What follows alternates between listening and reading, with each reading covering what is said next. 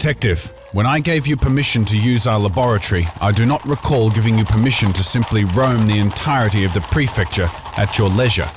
You overstepped your boundaries when you entered my office and pilfered its contents so you could gain access to the De La Fere estate. For this, I can no longer trust you, and your investigation into this matter ends here. We will see you back at your hotel where you may gather your belongings. After that, my driver will escort you back to the capital. If you should resist, I will have no choice but to arrest you and lock you up until you can be dealt with.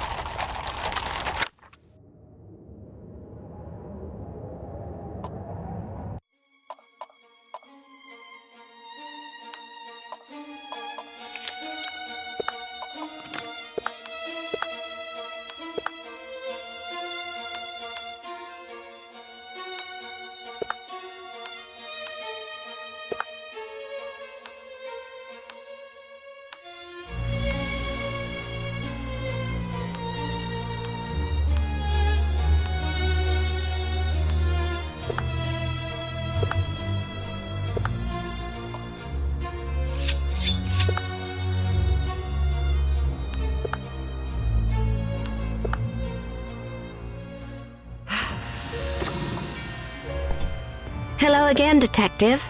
Word travels fast in this city. I've heard Gerard is having you thrown out of town. I don't know what you did, but you've obviously stumbled onto something in your investigation to warrant this kind of response. I want to help you catch the killer. So, I will take your place in the coach that is meant to take you back to the capital.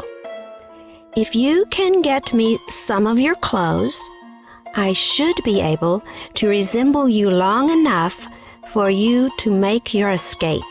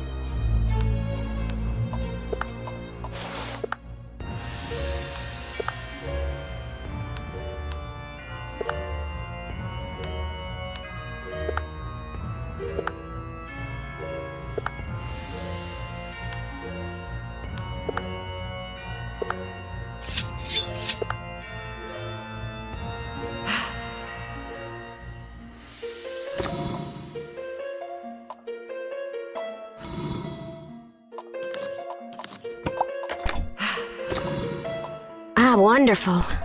These clothes should let me fool the authorities. Here, take these bed sheets. You can use them to scale the wall out the window down to the street. I don't suspect this deception to last, so you must hurry.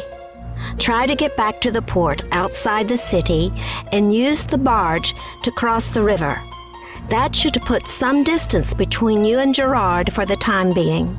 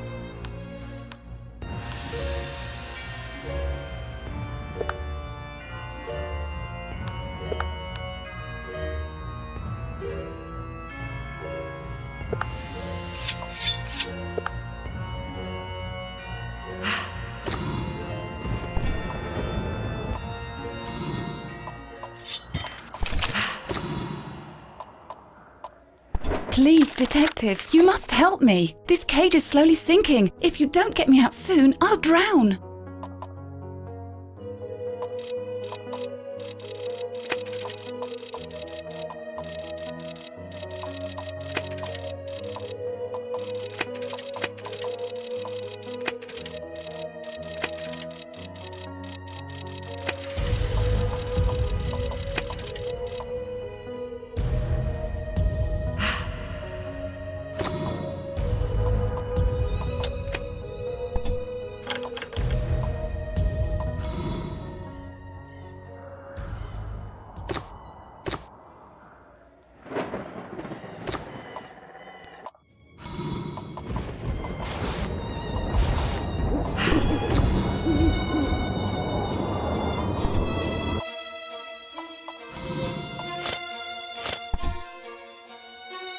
Thank you, Detective. If it wasn't for you, I would never have escaped this cage that Gerard and his brother Michael put me in.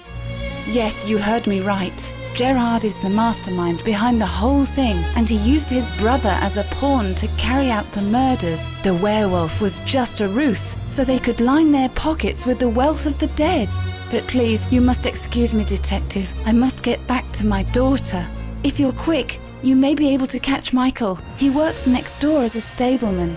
He may still be there.